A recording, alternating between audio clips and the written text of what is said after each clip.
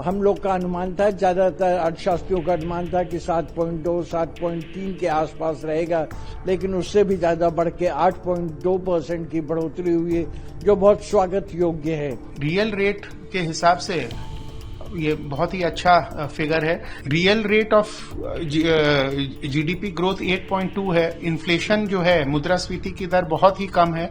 भारत की अर्थव्यवस्था की रफ्तार मौजूदा वित्तीय साल की दूसरी तिमाही में 8.2% दर्ज की गई। सांख्यिकी मंत्रालय ने आंकड़े जारी करते हुए कहा कि वित्त वर्ष 2025-26 की दूसरी तिमाही में वास्तविक सकल घरेलू उत्पाद यानी कि रियल जीडीपी में 8.2% की वृद्धि का अनुमान लगाया गया है, जबकि वित्त वर्ष 2024-25 की दूसरी तिमाही में वृद्धि दर 5.6% ही था।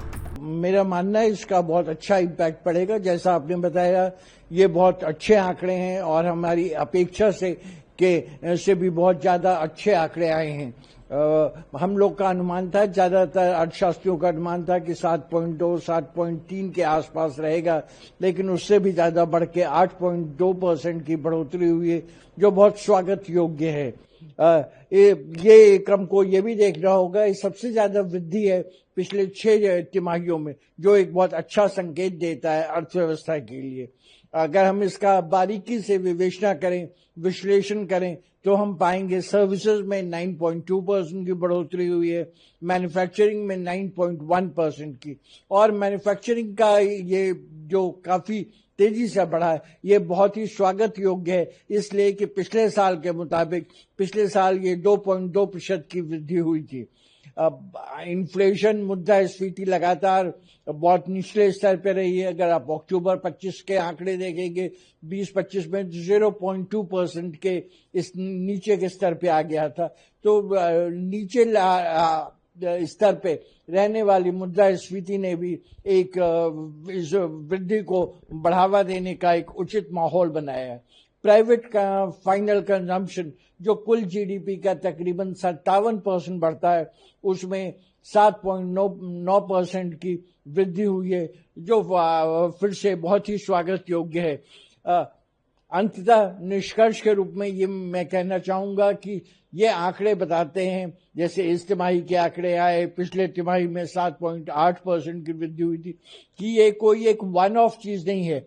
हम एक लगातार सतत विकास के पथ पर अग्रसर हैं, और यह आर्थिक विकास की दशा और दिशा को उचित रूप से दर्शाता है कि हमें, हमारी अर्थव्यवस्था में काफी फ्लेक्सिबिलिटी है, रेजिलियंस है, मोमेंटम है, और इस तरह का एक तेजी से बढ़ता हुआ भारत विश्व में अपनी स्थिति को और मजबूत करेगा। पिछले 3 महीनों में भारत का वृद्धि दर, जीडीपी का वृद्धि दर 8.2% बढ़ा है। ये तो बहुत आनंद की बात है और बहुत अच्छी बात है कि इतने सारे इंटरनेशनल प्रॉब्लम्स के बावजूद भी हम ऐसे ग्रोथ रेट अचीव कर सके। बट आशा रखिए हम कि ऐसा ग्रोथ रेट हम कायम रखें और भी कर सके, एंड आगे भी इससे करने की जरूरत है। भारत को अच्छा ग्रोथ रेट की बहुत जरूरत है, क्योंकि हमको जो इवन 10-20 साल में भी चाइना के नजदीक हटना है, तो हम हमारी इंडिपेंडेंस को, स्वतंत्रता को आत्मनिर्भर बनाना है, तो एक ग्रोथ रेट जरूरी है। अभी एक सवाल ये उठ सकता है कि क्यों ऐसा हुआ।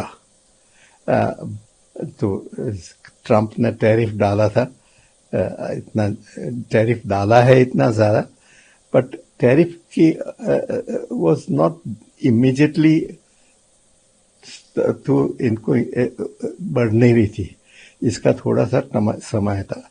तो ये दरमियान एक तो ऐसा हो सकता है कि जो हमारे से इंपोर्ट कर रहे हैं, जो हमारे से ये लोग ने इंपोर्ट ज्यादा कर लिया है 3 महीने में, बिफोर नई टैरिफ आए, क्योंकि स्टॉक कर रहे हैं।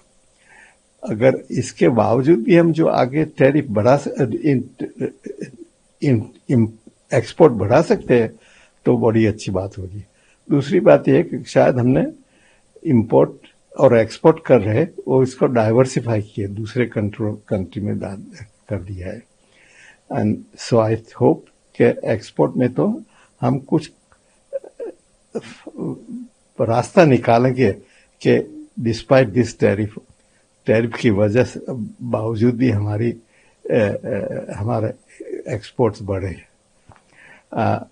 ये दर क्यों इतना अच्छा बना, इसके लिए कई पॉलिसीज जवाबदार है मेरा ख्याल से। एक तो जो जीएसटी का रेट्स कम किया, Diwali was there, all the seasons was there, so इसके वजह से पीपल वेर बाय, लोग ज्यादा खरीदी करते हैं, इसकी भी एक वजह हो सकती है। और दूसरी बात यह है कि ये हमने बहुत सालों से लॉजिस्टिक्स का टेक कम करने की कोशिश कर रहे हैं हम। इंफ्रास्ट्रक्चर रेल का, रोड का बहुत काफी बढ़ा है, इससे ट्रांसपोर्ट कम होता है, ट्रांसपोर्ट कॉस्ट कम होता है एंड टाइम भी कम होता है। और जो थोड़ा सा जो डिजिटल मैनेजमेंट कर रहे हैं, इससे ब्यूरोक्रेसी भी थोड़ी कम हो सकती है। तो मेरा ख्याल से जरूरी है कि लॉजिस्टिक्स कॉस्ट को और भी घटाए, क्योंकि international logistics cost would be around, अच्छे देशों में जो अच्छा काम करते हैं वहां तो 10-15% से ज्यादा नहीं होता है। तो हमको ये ध्येय रखना चाहिए कि हम ये कॉस्ट इतना, लॉजिस्टिक्स कॉस्ट में इतना कम करें। 8.2% का रियल जीडीपी ग्रोथ रेट ये बहुत ही आकर्षक है और बहुत ही जबरदस्त फिगर है। ये 5.6% से बढ़ के 8.2% हुआ है। और हमारा इन्फ्लेशन जो है, मुद्रास्फीति की दर अभी काफी कम है, 0.2% है सीपीआई और नेगेटिव 1.2% है डब्ल्यूपीआई। तो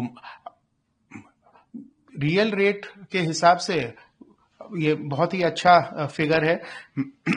और जो की सेक्टर्स जो कंट्रीब्यूट किए हैं इसमें, वो मैन्युफैक्चरिंग है जो 9.1% के करीब बढ़ा है, कंस्ट्रक्शन 7.2% और tertiary, financial, real estate and professional services 10.2%। तो ये जो 3 सेक्टर्स हैं, इन्होंने बहुत अच्छा प्रदर्शन किया, जिसकी वजह से जीडीपी का ग्रोथ रेट 8.2% तक बढ़ गया। ये मेंटेन करेगा। और ये real rate of GDP growth 8.2 है। इन्फ्लेशन जो है, मुद्रास्फीति की दर बहुत ही कम है और ये स्टेबिलिटी प्रदान करेगी। फाइनेंस मिनिस्ट्री, रिजर्व बैंक, इनकी जो नीतियां हैं वो पीएम मोदी के विकसित भारत का जो मिशन है उसके तरफ पूरी की पूरी अलाइंड है और ये अब रिजल्ट्स दे रही हैं। तो नियर फ्यूचर के अंदर ये मोमेंटम कंटिन्यू करेगा। हमारी जीएसटी की दरें अभी कम की गई हैं, उसका भी असर आएगा और वो इकोनॉमी को बढ़ावा देने के लिए काफी प्रभावी रहेगा। चाइना और यूएस के कंपैरिजन के अंदर में इंडिया क्लियर विनर है। चाइना का ग्रोथ रेट इस बार 4.8% आया, जो कि घट के आया 5% से, और यूएस का है 3.8%, जो बढ़ा है 3.3% से। इंडिया इन दोनों कंट्रीज को बीट करते हुए 8.7% का ग्रोथ रेट लेके आया, जो कि बहुत ही आकर्षक है। और आने वाले समय में ये इन दोनों जो इकोनॉमिक पावर हाउस हैं उनको टक्कर दे के उनसे आगे बढ़ने की क्षमता रखता है। प्रभातखबर.com, विश्वास वही, रफ्तार नहीं।